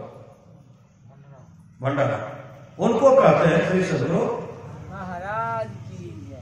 और उसमें भगवान आएंगे तुम्हारे भंडारा में भाग लेने के लिए। तो सब सहयोग के सत्संग प्रारंभ हो गया। जिस दिन सत्संग समापन को जा रहा था तो कहते हैं सेवक सब शिष्य सब कहते हैं गुरुदेव आपको के भगवान आएंगे। भगवान कब आएंगे? का भगवान आएंगे। भंडारा बन गया, कहते थोड़ा विलंब है। भगवान महर्षि रमण उसी समय वापस निकल गए, उधर गए। अब बालू का रेत पर बैठे, मस्त मौला फकीर थे भगवान महर्षि रमण। जैसे भंडारा बन गया उसी समय एक वृद्ध काला कलोटा शरीर है, हड्डी झलक रहा, अस्थि पंजर ढह रहा। वो क्या कहते हैं, जोरों की भूख लगी है, कुछ दे दो श्री सदगुरु महाराज की कुछ दे दो, जोरों की भूख लगी है। जो वहां का भंडारी से व्यवस्था करते हैं, हम तो भगवान ठाकुर जी को चढ़ेले नहीं कहते, उनको देंगे। हम ठाकुर जी को चढ़ाएंगे तब न देंगे। कहा ठाकुर जी को चढ़ा दो, हमको भी दे दो। कहा भागते हो कि नहीं श्री सदगुरु महाराज की जय। भागते हो कि नहीं? कहा नहीं, हमको खिला दीजिए। भगवान महर्षि लोग वहां से देख रहे, जब आग्रह करने में उसको दे दीजिए, जोरों की भूख लगी है। सब तो वैसे ही थोड़ी मानेगा, इसको डंटा से पीटी श्री सदगुरु महाराज डंटा लाए या डंटा से पिटाई शुरू किए। सब मिलकर के धक्का मुक्का मार करके बाहर कर दिए श्री सदगुरु महाराज की जय। सब बाहर कर दिए। तब क्या किए, भगवान का प्रसाद बना था जो चढ़ाए, कहते भोग तो लग गया, खिलाइए। तो सब कहते भगवान आएंगे तब ना। भगवान महर्षि रमण कहते भगवान आएगी, भगवान आएगी, तुम लोगों के सामने हाथ फैलाएगी और गिराएगी। और तुम लोग का मन नहीं भरा, ऊपर से पिटाई भी किया है, धक्का मार करके भगवान को भगा दिया। महाराज कहते तो मनुष्य था, कहा मनुष्य नहीं था। कहते तो भिखारी था, कहा भिखारी नहीं था। वो साक्षात दरिद्र नारायण, साक्षात परमात्मा को परमात्मा। चढ़ाते हो और धक्का मार करके भगाते हो श्री सदगुरु महाराज की जय। इसलिए हम लोगों को कहीं जाने का आवश्यकता नहीं है, कहीं जाने की आवश्यकता नहीं है। सभा प्रेम से, जो प्रेम रस शाखा नहीं, अमृत पिया तो क्या हुआ, उपकार में सुख दिया नहीं, जो जुग दिया तो क्या हुआ। देखी गुलिस्ता होशिता, मतलब न पाया शेख का, सारी किताबों याद कर हाफिज हुआ तो क्या हुआ। आप लोग जानते होंगे एक घाटम था, घाटम था चोर, महाचोर था घाटम। इसके घर में चोरी करना, उसके घर में चोरी करना, अब पूर्वजों का पेशा ही था श्री सदगुरु महाराज की जय। सब जगह से तो चुरा लिए थे। एक दिन चले गए साधु के घर में। साधु के घर में क्या मिलेगा, किताब मिलेगा श्री सदगुरु। किताब तक बक्सा को खोल रहा है तो किताबें भरा हुआ था। महात्मा की जगह कौन हो जी, अब कुछ नहीं बोलते हैं। महात्मा जी पकड़े, कहा बांधेंगे तुमको, बताओ जल्दी से इसको क्यों खोल रहा है? तब कहता मैं चोर। कहाँ आया था? चोरी करने। क्या समझ रहा है? किताब ले जाओ पढ़ो। किताब लेकर के क्या करो? नारायण में जाता न ले जाते श्री सदगुरु। कहा किताबें ले जाकर अनाज जैसे ला करके चुरा करके लाते हो, खाते हो ना, उसी समय उसी तरह किताब को ले जाओ, इसको पढ़ा करो। कहते हमको फुर्सत नहीं है पढ़ने का, चोरी करेंगे तब तो ना बाल बच्चे को खिलाएंगे। तो महात्मा जी कहते एक काम करो, तुम चोरी करना छोड़ दो। कहते ये कैसे होगा? हमारे पूर्वज भी करते थे, परदादा करते थे, दादा करते थे, आदि आदि सब करते थे। कहा खेती क्यों नहीं करते, चोरी क्यों करते? कहा खेती करेंगे 6 महीने में फसल होता है, रोजे सुतर जाता है सिर। का बहुत कष्ट भोगना पड़ेगा। का कष्ट जो भोगना पड़ेगा, चोरी करना नहीं छोड़ेगा। तो महात्मा जी कहते एक काम करो, चोरी करना नहीं छोड़ेगा ना, एक काम करो, आज से तुम सत्य बोलना शुरू कर दो, झूठ मत बोलना।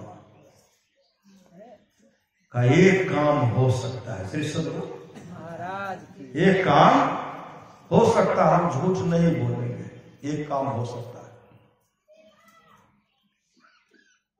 चोरी करने के लिए जाते थे, चुरा करके लेके चले जाते थे।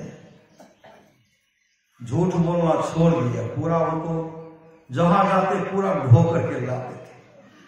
क्या कहते, जब से झूठ बोलना शुरू किए नहीं, छोड़ दिए, पूरा माल सुधर जाता है। अपने पत्नी से बात कर रहे थे, संजोग से विचार के राजा के यहां चोरी कर ली। राजा क्या? सिपाही का उद्धार कर, सिपाही वाला पोशाक पहन लिया। रात्रि के 12 बज गए राजा के यहां चोरी करने के लिए। पहला पहरेदार कहते कौन हो जी? कहते चोर है, चोर।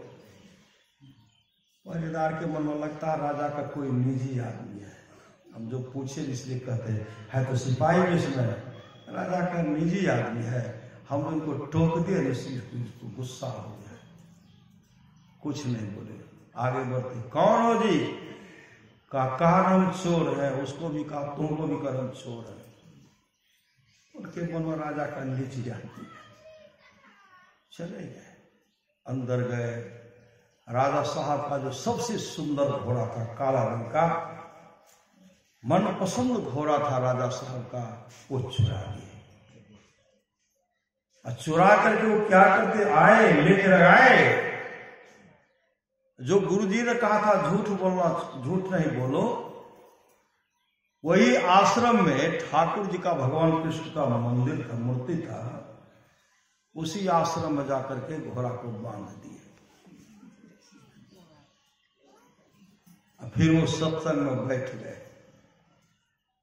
सुबह जब हुआ तो राजा का मनपसंद घोड़ा नहीं है। राजा साहब कहते मेरा मनपसंद घोड़ा क्या हुआ? कहा महाराज देखी ने कहा था, वो कहा हम चोर है, तो हमको हुआ कि चोर थोड़े बोल सकते हैं कि मैं चोर हूं, हमको हुआ कि आपका निज आदमी है। दूसरा कहते हम भी तो कहे कि आपका निज आदमी, हम छोड़ दिए।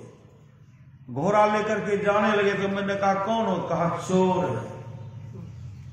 दूसरे ने कहा मैं भी कहा, तो कहा चोर हो। तो हम मेरे मन में राजा का अपना आदमी है, इसलिए हम उनको छोड़ दिए।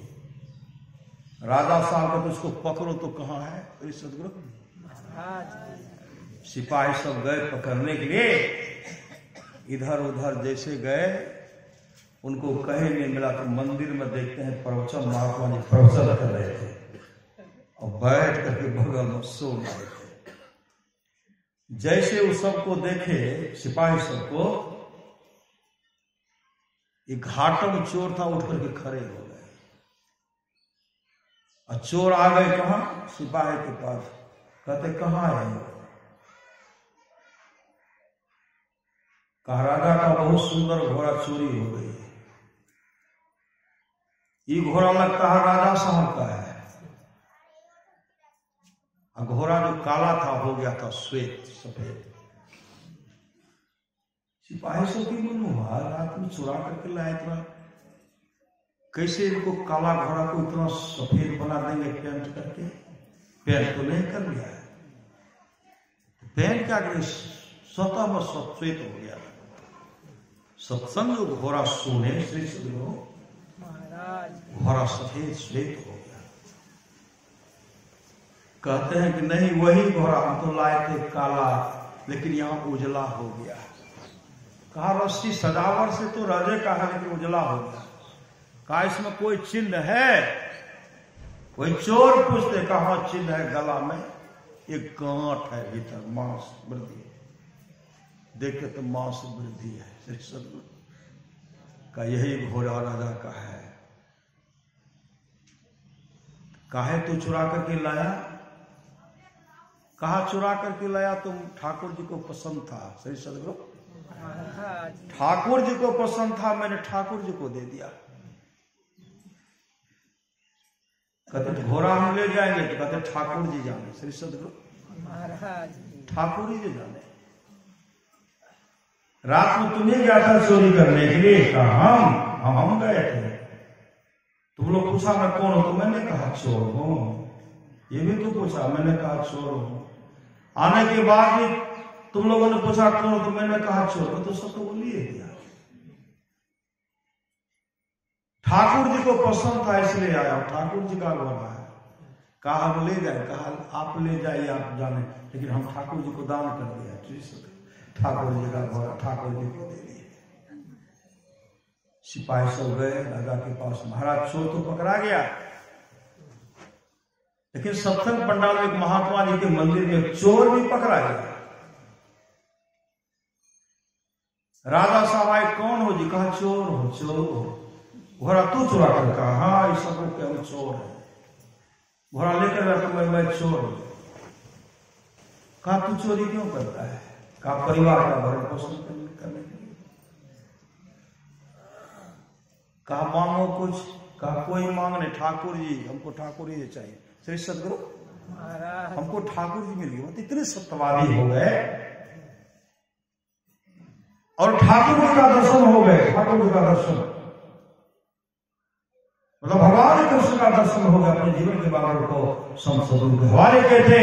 गुरु ने कहा था बेटा झूठ बोलना छोड़ दो। राजा साहब कहते हैं घोड़ा तो ठाकुर जी को हम छोड़ ही देंगे,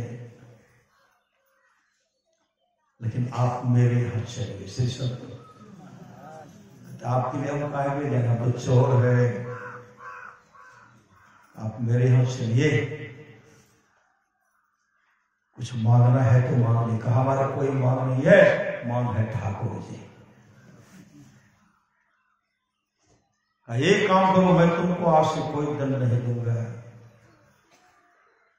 लेकिन तुम्हारे जैसे धर्मात्मा का मेरे राज में बहुत आवश्यकता है।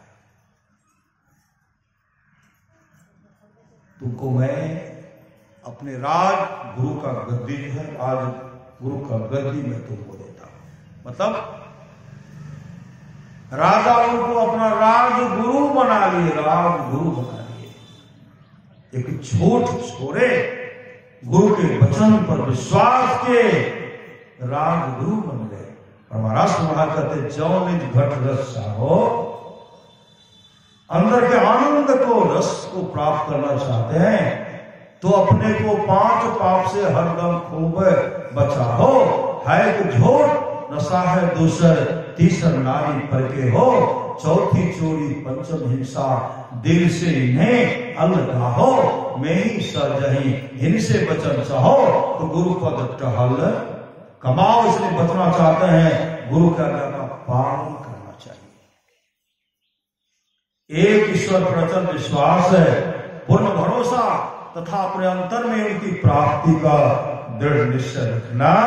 सदगुरु की निष्कपट सेवा, सत्संग और दृढ़ ध्यानाभ्यास, इन 5 को मोक्ष का कारण समझना चाहिए। आप लोग जानते होंगे काले खां था, काले खां क्या कर देते हैं? पोस्टमैन थे, पोस्टमैन। पोस्टमैन थे काले खा। चिट्ठी आता तो पहुंचाता था। एक चिट्ठी आ श्री मधुसूदन जी के नाम से, मधुसूदन, श्री मधुसूदन। अब चिट्ठी लेकर के घूम रहे हैं। मधुसूदन नाम का कोई आदमी नहीं है। श्री सदगुरु महाराज की जय। कई गांव में पता लगाए, श्री मधुसूदन नाम का कोई व्यक्ति नहीं है। तो निराश होकर के जा रहे थे। भगवान कृष्ण के मंदिर के पास जब ऐसे आए, एक पुजारी दर्शन के लिए, तो पुजारी से कहते, देखिए श्री मधुसूदन जी के नाम से एक पत्र आया है। तो पुजारी कहते, मधुसूदन तो यही है। कौन? मधुसूदन तो यहीं रहते हैं। पुजारी कहते, यहाँ मधुसूदन रहते हैं। उनके मन में मधुसूदन रहते होंगे, का उनको चिट्ठी दे दीजिएगा।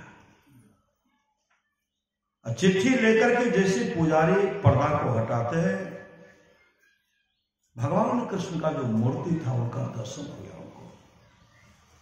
भगवान कृष्ण खड़े हाथ में बांसुरी है, एक पांव ऐसे है ना, ठगना पर कैसे, बहुत सुंदर तस्वीर उनको लगा। कहा मधुसूदन यही है। तो मधुसूदन यही रहते। कहते एक बार पर्दा हटाए, और उनका मन करा के फिर हटाए, कहा नहीं। घर गए।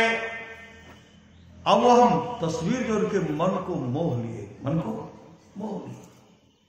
वहां जाकर के अब प्रत्येक दिन चिट्ठी लिखते हैं श्री मधुसूदन जी के नाम से, मतलब उनका दर्शन करना है। अपने चिट्ठी लिखते थे, वहां जाकर कहते थे श्री मधुसूदन जी के नाम से चिट्ठी आया। तो पुजारी आते थे, अब पर्दा जब हटाते थे, देखते हैं मधुसूदन जी का दर्शन हो रहा है। अब प्रत्येक दिन उनका दर्शन कर रहे। कहते मधुसूदन इतने हृदय में वो समा गए, ये तो प्रेम की बात को तो बंदी के लिए बस की नहीं है। यहां श्रद्धे के होते हैं सौदे, आशिकी इतनी सस्ती नहीं है। इतने सराहा प्रेम से उनको चाहने लगे, बराबर दर्शन करने लगे। अब दिन नहीं चैन, गुरुदेव को दिन नहीं चैन, रैन नहीं निंदिया, अभावत अन्न न पानी। अब काले खां को हमेशा वही दर्शन चाहिए, वही दर्शन। अब भोजन का सूद बुद्ध हो गया, भोजन भी नहीं कर रहे।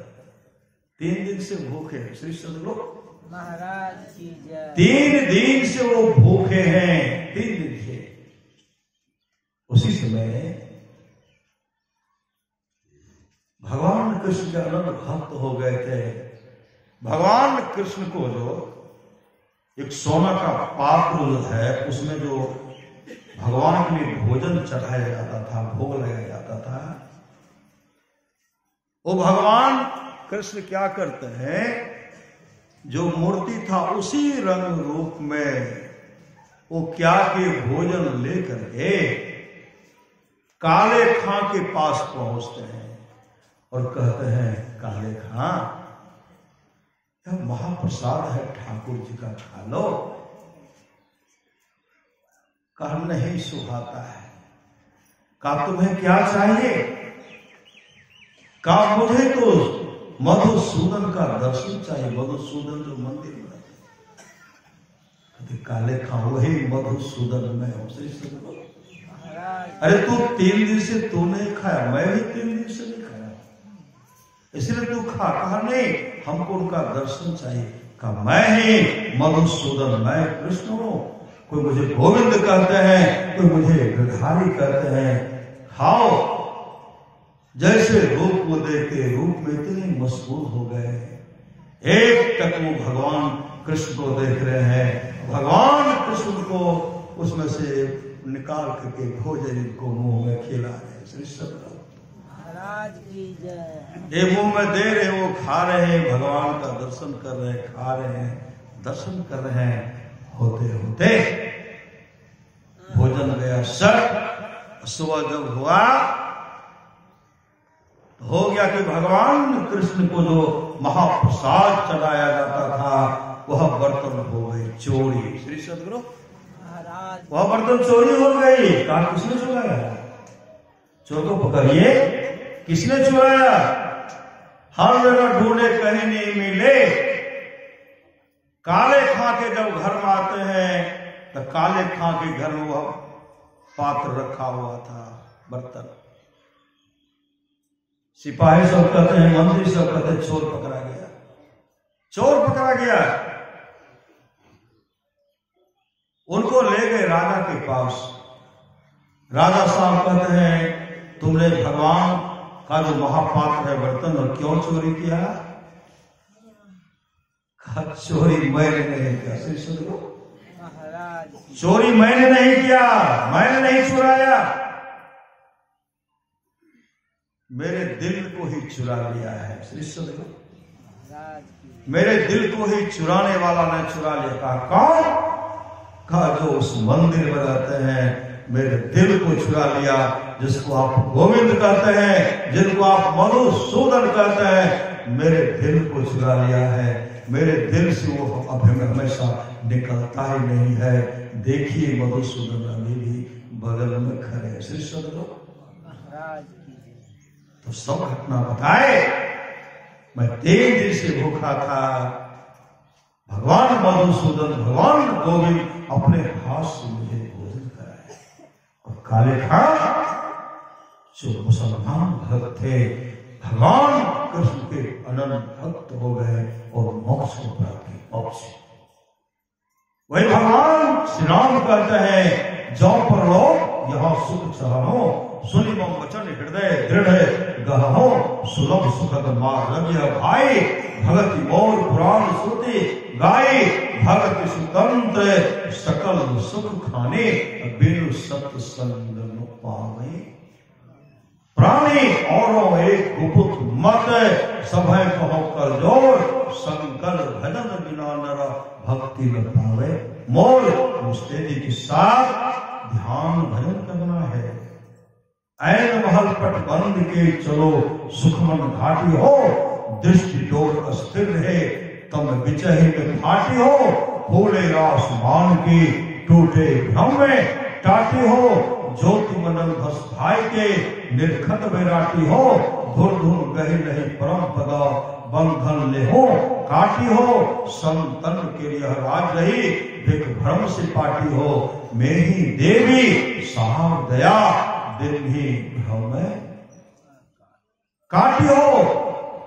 धर्मदास महाराज कहते हैं, साहेब चितवो हमारी और हम चितवे तुम चितवो नाही, तुमरो हृदय कठोर और को तो और भरोसो, हमें भरोसो तोड़, सुखमन से बिछाओ गगन में, नित उठी करो निहोर, धर्मदास विनय कर जोड़ी, साहब कबीर बंदे छोड़, साहेब चितवो हमरी।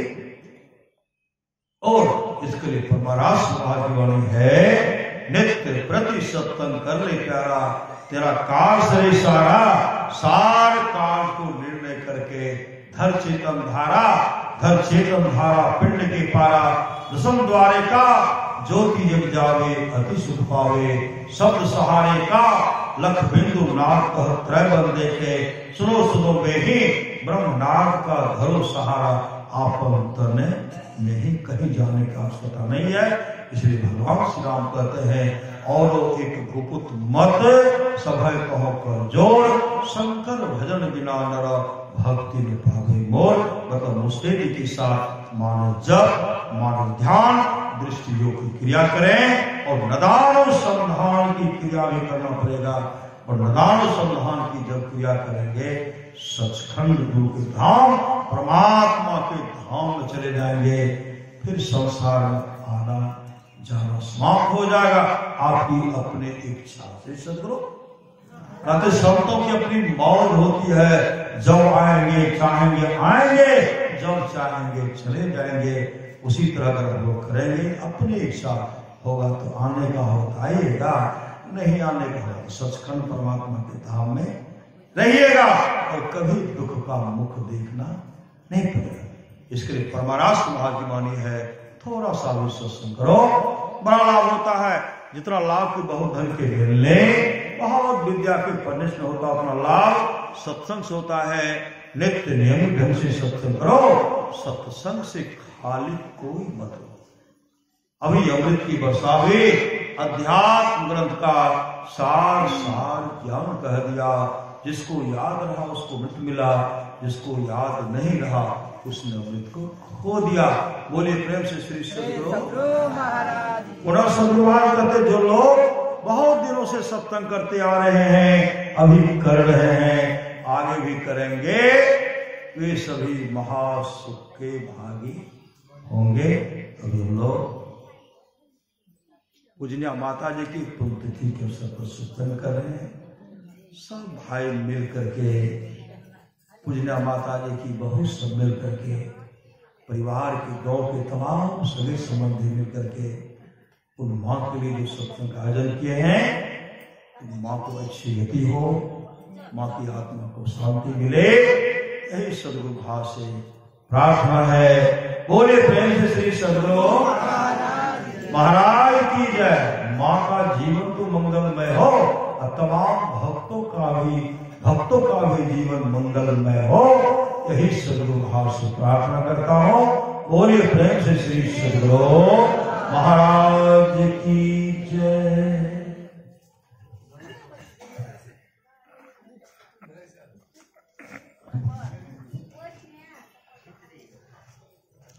श्री सद्गुरु श्री सद्गुरु श्री सद्गुरु श्री सद्गुरु श्री सद्गुरु महाराज की जय। श्री सद्गुरु श्री सद्गुरु